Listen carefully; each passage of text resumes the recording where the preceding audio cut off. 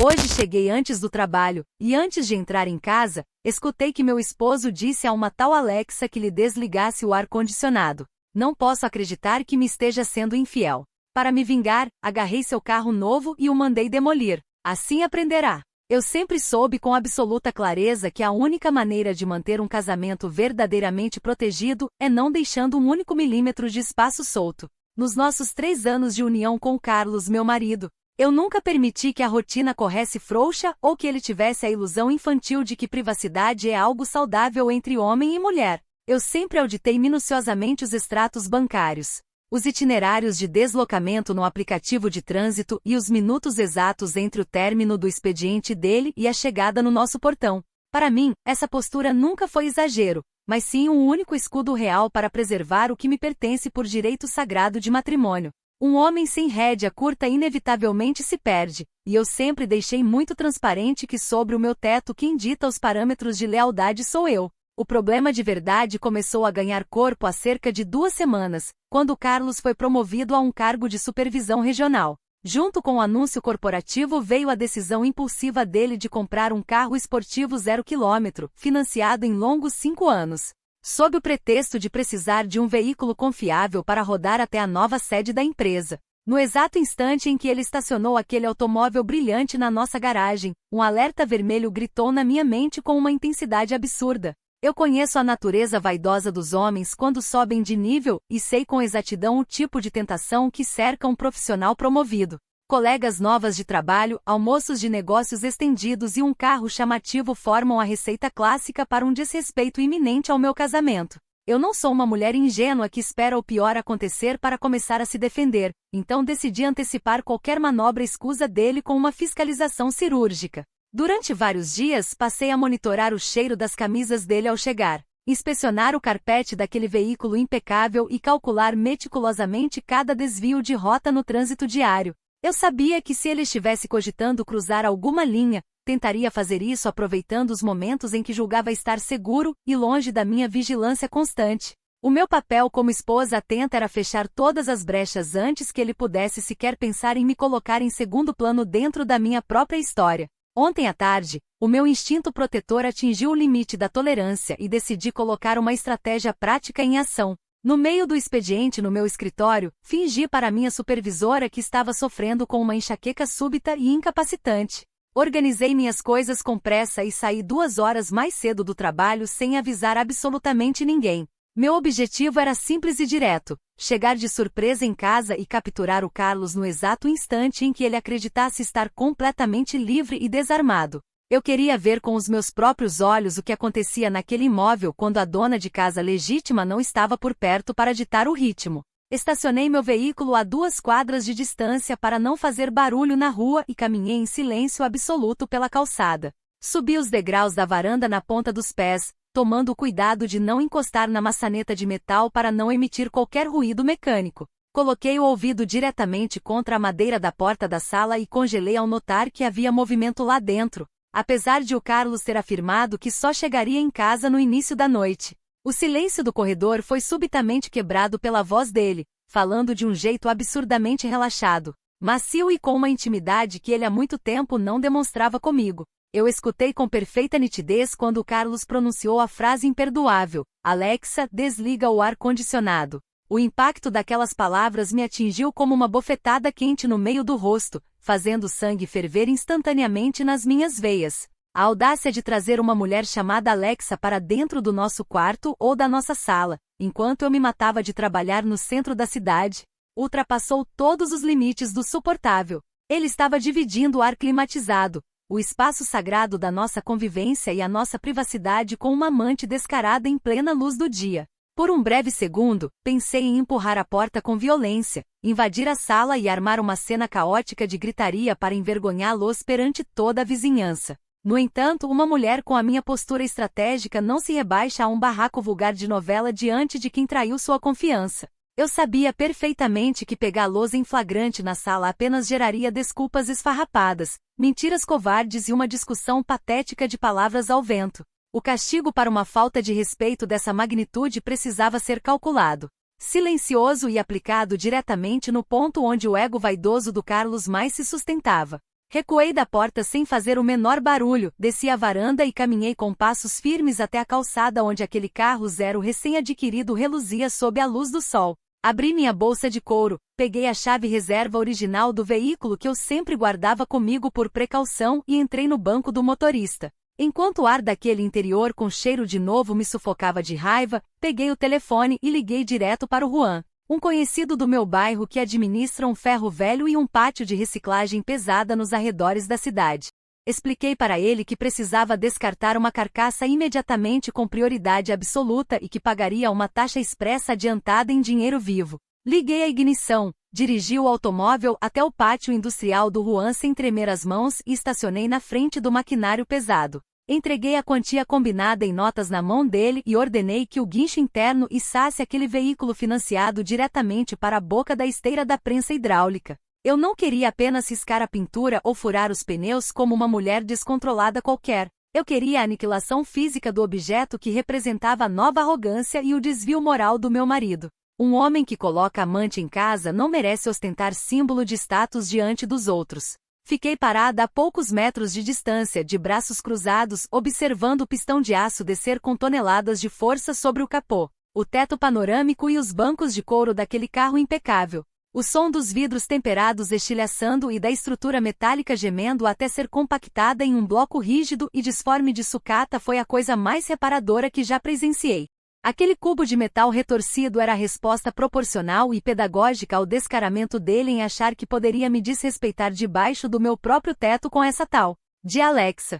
Esperei o processo terminar para garantir que nenhum parafuso útil sobrasse daquele brinquedo novo e pedi um carro de aplicativo para voltar ao nosso bairro. Durante todo o trajeto de retorno, senti uma paz absoluta tomar conta de mim, certa de que nenhuma outra atitude deixaria tão claro quem dita os termos inegociáveis dessa família. O Carlos precisava entender que o respeito à esposa não é uma sugestão de conveniência, mas uma obrigação inabalável que, se quebrada, custa muito caro. Cheguei na nossa calçada com a chave reserva do carro dentro da minha bolsa e encarei a fachada da nossa residência com a cabeça erguida e o queixo firme. Eu estava completamente pronta para cruzar a porta principal, olhar nos olhos daquele homem e mostrar exatamente o que acontece quando alguém decide zombar da lealdade da mulher que protegeu o patrimônio dele desde o primeiro dia. Ele aprenderia a lição mais definitiva e inesquecível de toda a sua existência. Comentários da história principal. Usuário anônimo diz: você destruiu um carro 0 km com 5 anos de parcelas para pagar só porque ouviu seu marido pedir para a Alexa desligar o ar?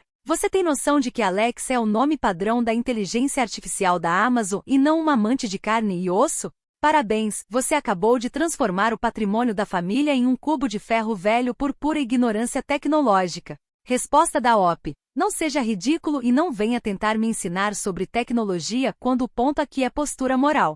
O tom de voz relaxado e a intimidade com que ele pronunciou aquele nome feminino dentro da minha casa mostram perfeitamente onde a cabeça dele estava vagando. Carro financiado, a gente trabalha e quita outro quando quiser, mas a minha honra e a autoridade que exerço sobre o meu marido são bens sagrados e inegociáveis. Usuário anônimo 2 diz: por que você simplesmente não girou a maçaneta da sala para encarar essa suposta amante cara a cara em vez de gastar dinheiro com taxa de guincho e prensa de ferro velho? Qualquer pessoa normal abriria a porta primeiro para ter certeza absoluta antes de cometer uma insanidade financeira irreversível dessas. Resposta da OP: porque eu não sou uma mulher vulgar para ficar me prestando a dar showzinho na frente de vizinho fofoqueiro e me desgastar com bate-boca inútil. Cortar a vaidade e o símbolo de ostentação do homem pela raiz é uma manobra preventiva muito mais inteligente do que qualquer discussão de sala. Quem tem pulso firme age nas fontes de poder dele para restabelecer a ordem na hora certa. Atualização 1. Já se passaram 24 horas desde a última atualização, e a forma como as coisas se desenrolaram apenas comprovou o nível de cinismo com que venho lidando dentro da minha própria casa. Ao empurrar a porta da sala com a chave reserva na mão, encontrei o Carlos andando de um lado para o outro em estado de choque completo, segurando o celular no ouvido e falando de maneira afobada com a polícia militar para registrar o suposto furto do veículo na nossa calçada. Ele estava pálido, gaguejando detalhes da placa e do modelo, agindo como se um grande crime inexplicável tivesse acontecido diante dos olhos dele. Esperei ele desligar a ligação para dar um fim àquele teatro covarde de desespero fingido. Caminhei com passos firmes até o centro do cômodo, joguei a chave reserva do carro bem em cima da mesa de centro de vidro e exigi, sem rodeios, que ele confessasse imediatamente onde tinha escondido a mulher chamada Alexa com quem estava de intimidades no ar-condicionado minutos antes. O Carlos congelou no lugar, me olhou com os olhos arregalados como se eu fosse uma criatura desprovida de razão e permaneceu mudo durante vários segundos constrangedores, sem conseguir articular uma única defesa rápida. Em vez de admitir a falta de respeito como um homem maduro faria, ele soltou uma risada nervosa e apontou o dedo trêmulo para o móvel da televisão, onde havia uma caixinha preta redonda do tamanho de um cinzeiro chamada Echo Dot, que ele tinha acabado de comprar e instalar naquela mesma manhã. Ele começou a gritar histericamente que o aparelho era uma assistente virtual de comando de voz e que a única presença no cômodo era aquela caixa conectada na tomada da parede. Ele achou que apontar para aquele objeto plástico apagaria magicamente o agravo que cometeu contra a harmonia do nosso lar. Longe de me sentir envergonhada ou pedir desculpas por um detalhe irrelevante de maquinário, fiquei ainda mais enfurecida com o nível de dissimulação psicológica do meu marido. O Carlos sabia perfeitamente o quanto prezo pela ordem, pela fidelidade e pela clareza absoluta de quem fala dentro da nossa residência. E mesmo assim configurou deliberadamente um dispositivo com voz de mulher jovem para ficar recebendo ordens dele na sala de estar. Colocar uma entidade feminina para responder aos desejos dele no ambiente doméstico sem o meu consentimento explícito foi uma afronta deliberada para testar a minha autoridade e provocar minha paciência. Quando Carlos finalmente assimilou que o carro novo financiado já estava no pátio do ferro velho, completamente esmagado em formato de bloco de sucata e sem qualquer chance de recuperação, a reação dele foi a mais ingrata e desmedida possível. Ele pegou o aparelho celular novamente, retornou a chamada para a central da polícia que ainda coletava os dados da ocorrência e disse com todas as letras que desejava formalizar uma queixa criminal formal contra mim, por dano intencional e destruição do patrimônio dele. Ver meu próprio esposo tentar usar a lei contra a mulher que zela pelo seu futuro tirou qualquer resquício de diálogo do meu peito. Percebendo a frieza assustadora e o desapego dele com o sacrifício que sempre fiz pelo nosso casamento, recusei-me a permanecer um segundo a mais debaixo daquele teto conspiratório. Fui até o quarto do casal, abri os armários, enfiei minhas melhores roupas e pertences pessoais em 3 malas grandes e saí batendo o portão principal com força. Chamei um transporte particular e fui direto para a residência da minha mãe, a dona Yolanda, que sempre compreendeu a importância de manter rédeas firmes sobre os homens para que eles não destruam os alicerces da família. Assim que me instalei no quarto de hóspedes da minha mãe, peguei meu celular e comecei a relatar detalhadamente em todas as minhas redes sociais como vinha sendo vítima de manipulação digital e jogos mentais calculados dentro da minha própria casa. Expliquei para os meus contatos que o Carlos usou artifícios tecnológicos modernos para desestabilizar o meu casamento e criar um ambiente de desconfiança insustentável. Eu não vou aceitar calada que ele pose de vítima injustiçada enquanto tenta esconder as provocações perversas que cometeu no nosso cotidiano. Comentários da atualização 1. Usuário anônimo 1 diz: isso não pode ser real, não é possível que alguém tenha coragem de publicar isso na internet com orgulho. Você destruiu o carro zero do seu marido por causa de uma caixinha da Amazon e ainda tem a cara de pau de dizer que o aparelho foi uma provocação psicológica com voz de mulher. Você precisa urgentemente de internação psiquiátrica antes que cometa uma loucura ainda mais grave contra as pessoas ao seu redor. Resposta da OP. Loucura é aceitar passivamente que um homem casado traga uma voz feminina artificial para dentro do espaço sagrado do casal para ficar obedecendo aos caprichos dele. No ar-condicionado. Essa modernidade permissiva tenta normalizar microtraições e faltas de respeito sob o rótulo de tecnologia, mas na minha casa existem limites morais muito bem definidos que nenhum aplicativo vai atropelar. Usuário anônimo 2 diz: por mais absurdo que tenha sido seu erro, tenho que concordar que marido de verdade não chama a polícia militar para prestar queixa criminal contra a própria esposa por causa de um simples pedaço de lataria. Um homem honrado engole o prejuízo material e resolve os problemas do casamento na conversa a 2, sem envolver a delegacia. Resposta da OP. Exatamente o que venho tentando mostrar para as pessoas que têm um mínimo de bom senso. Essa atitude nojenta dele de chamar a viatura policial apenas confirmou o que eu já desconfiava. O Carlos nunca teve amor verdadeiro por mim ou pela nossa história.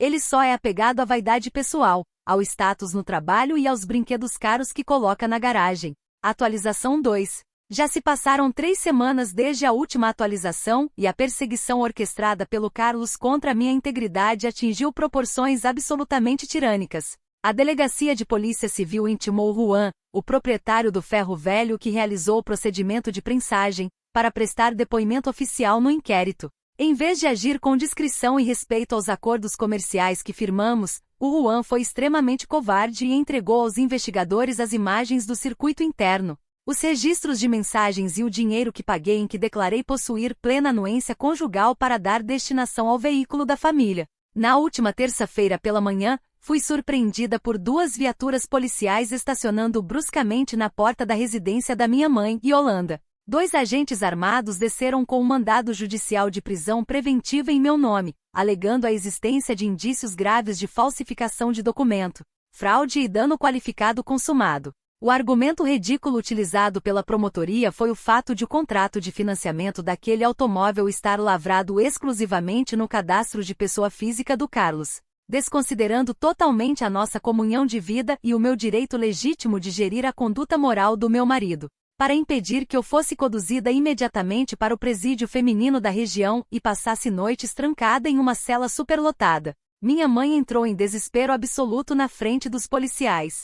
A dona Yolanda foi obrigada a ligar para o gerente do banco dela e resgatar integralmente a reserva financeira de previdência privada que ela acumulou com suor durante mais de 30 anos de magistério público para pagar uma fiança judicial fixada em valores extorsivos. Ver a economia de uma vida inteira da minha família ser drenada por causa da birra infantil de um homem vaidoso me causou uma revolta indescritível. Agora me encontro confinada em regime de prisão domiciliar rigorosa, obrigada a usar uma tornozeleira eletrônica pesada presa ao meu tornozelo direito, sem poder sequer colocar os pés na calçada do portão da minha mãe sem disparar alertas judiciais, enquanto estou trancada dentro de 4 paredes sendo tratada como uma criminosa perigosa. O Carlos se dá ao luxo de desfilar pelos corredores da nova empresa posando de coitadinho traumatizado e recebendo a solidariedade hipócrita de colegas de trabalho que não sabem 1/3 da história real. Enviei dezenas de mensagens e e-mails formais para a caixa de entrada pessoal dele, exigindo que ele tome uma atitude digna, vá até a delegacia de polícia e retire todas as representações criminais contra a esposa que sempre se dedicou a estruturar o futuro dele. Deixei registrado que um homem com o mínimo de caráter e nobreza reconheceria publicamente que todo esse desgaste financeiro e jurídico foi gerado exclusivamente pelo clima tóxico e provocador que ele próprio introduziu dentro do nosso lar com aquele aparelho absurdo. A minha mãe chora todos os dias na mesa da cozinha, mas eu sigo mantendo a minha cabeça erguida diante dessa injustiça descarada. Comentários da atualização 2. Usuário anônimo diz: você tem quase 30 anos nas costas. Destruiu de forma criminosa um carro financiado que nem no seu nome estava e agora fez a sua mãe idosa queimar todas as economias da aposentadoria dela para pagar sua fiança. Você não passa de uma criança mimada e inconsequente que quebra o brinquedo do vizinho e corre para se esconder atrás da saia da mãe quando a conta da polícia chega. Resposta da OP. Minha mãe me criou com valores sólidos de solidariedade familiar e lealdade incondicional. Coisas nobres que pessoas individualistas como você e o Carlos jamais conseguirão compreender. Família de verdade se apoia nas horas difíceis contra injustiças externas, e cada centavo que ela utilizou será honrado com dignidade assim que essa farsa jurídica for desmascarada pelos meus advogados. Usuário anônimo 2 diz: pelo visto você não entende nada de legislação bancária básica. Aquele carro tinha cláusula de alienação fiduciária com a instituição financeira, o que significa que o veículo pertencia tecnicamente ao banco até a última parcela ser quitada. O Carlos não pode retirar o processo criminal nem se quisesse. Você vai responder por estelionato e fraude patrimonial direto com o departamento jurídico do banco credor. Resposta da OP. O banco não dormia na mesma cama que nós dois e nem construiu o nosso casamento ao longo de anos de dedicação. As leis do matrimônio e a autoridade moral de uma esposa sobre o que entra e sai do domicílio do casal estão hierarquicamente muito acima de qualquer contrato burocrático de financiamento. Nenhuma cláusula financeira pode validar a falta de respeito e as provocações que sofri debaixo do meu próprio teto. Atualização 3. Já se passaram 5 meses desde a última atualização e a espiral de perseguição contra mim tomou contornos de pura maldade institucional. O Carlos recusou qualquer tentativa de composição amigável proposta pela equipe jurídica que minha mãe contratou a duras penas, Ingressou formalmente com uma ação de divórcio litigioso sem me deixar qualquer direito aos bens remanescentes e a seguradora do veículo ainda abriu um processo civil de regresso contra mim, após descobrir que tentei ligar para a central de atendimento para cancelar a apólice por conta própria na tentativa de recuperar parte dos valores pagos. Para piorar brutalmente a nossa rotina, as gravações em alta definição das câmeras de segurança do Pátio do Ferro Velho foram vazadas covardemente em grupos de mensagens de moradores da nossa cidade. O vídeo me mostrava em detalhes nítidos, sorrindo com tranquilidade e tirando fotos pelo celular enquanto o braço mecânico da prensa esmagava a lataria prateada do carro 0 km. Aquela gravação, que era apenas um registro íntimo do meu alívio contra a falta de respeito que vivenciei, foi tirada totalmente de contexto para me pintar como uma mulher sádica e perigosa perante a opinião pública regional. O impacto social desse vazamento foi devastador e instantâneo para o nosso convívio. Amigos de longa data, compadres e parentes próximos cortaram laços com a minha família, recusando-se a atender ligações da minha mãe e nos excluindo de qualquer evento social do nosso círculo de convivência. As pessoas preferem julgar um vídeo de 20 segundos na internet do que enxergar a tortura psicológica que um homem é capaz de impor à sua esposa através de artifícios silenciosos dentro de 4 paredes. Vendo o volume de custas processuais, honorários advocatícios e notificações bancárias se acumulando na caixa de correio da dona Yolanda, decidi tomar uma contraofensiva jurídica contundente para restabelecer o equilíbrio das coisas. Orientei meu advogado a protocolar uma ação reparatória contra o Carlos, exigindo o pagamento de pensão compensatória vitalícia por danos morais e estresse severo induzido pela instalação não consentida de dispositivos de inteligência artificial dotados de voz feminina no domicílio conjugal. Eu queria que a justiça reconhecesse formalmente que o ambiente doméstico foi violado pela conduta unilateral dele. A resposta do Poder Judiciário, no entanto, foi de uma parcialidade repugnante. Na primeira audiência preliminar realizada por videoconferência, o magistrado encarregado da vara de família não apenas indeferiu a petição de forma sumária, como proferiu um despacho humilhante me condenando ao pagamento de uma multa pesadíssima por litigância de má-fé e uso indevido da máquina pública. O juiz escreveu nos autos que a minha tese beirava o absurdo e que o tribunal não toleraria tentativas de justificar crimes patrimoniais com teorias conspiratórias domésticas. Essa decisão virou motivo de chacota entre os serventuários do fórum e ampliou ainda mais o abismo financeiro em que nos encontramos. Comentários da atualização 3. Usuário anônimo 1 diz: processar o ex-marido pedindo pensão vitalícia por estresse de inteligência artificial não consentida. O juiz devia ter mandado você direto para uma cela fechada só pelo atrevimento de protocolar uma piada dessas no tribunal. A multa por má-fé foi pouco para quem tem a audácia de culpar uma caixa de som de plástico pelas próprias escolhas criminosas. Resposta da OP. O judiciário deste país é profundamente machista, arcaico e completamente despreparado para lidar com as novas modalidades de agressão psicológica que as mulheres modernas enfrentam dentro de casa. Eles preferem proteger o conforto dos homens e aplicar multas punitivas do que encarar a realidade de que a tecnologia vem sendo usada como ferramenta disfarçada de humilhação matrimonial. Usuário anônimo 2 diz: depois que assisti ao vídeo do ferro velho com você posando e rindo na frente do carro sendo destruído, passei a admirar a postura do Carlos. Ele está corretíssimo em manter o divórcio até o fim e exigir cada centavo de indenização na vara criminal. Ninguém no mundo merece viver ao lado de uma pessoa fria e vingativa que comemora a destruição do trabalho do parceiro. Resposta da OP. Quem vê uma mulher comemorando a destruição de uma carcaça de metal não sabe a dor de ser desrespeitada no próprio lar por um marido vaidoso. Vocês hipócritas preferem se compadecer de um pedaço de lataria financiada do que defender a santidade e a dignidade de um casamento que foi desestruturado por jogos mentais calculados. Atualização 4. Já se passaram 1 ano e meio desde a última atualização e a realidade final das minhas decisões se consolidou de maneira irreversível e impiedosa.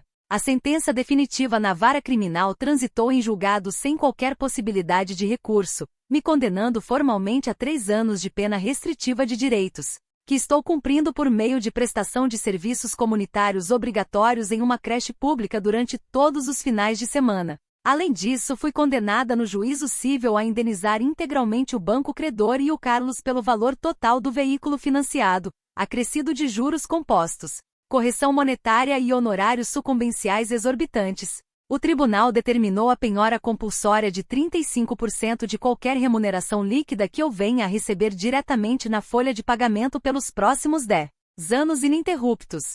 Fui demitida do meu antigo emprego na empresa comercial assim que os ofícios judiciais de bloqueio de salário e as intimações criminais começaram a chegar à mesa da diretoria, gerando um desgaste insustentável para minha imagem profissional.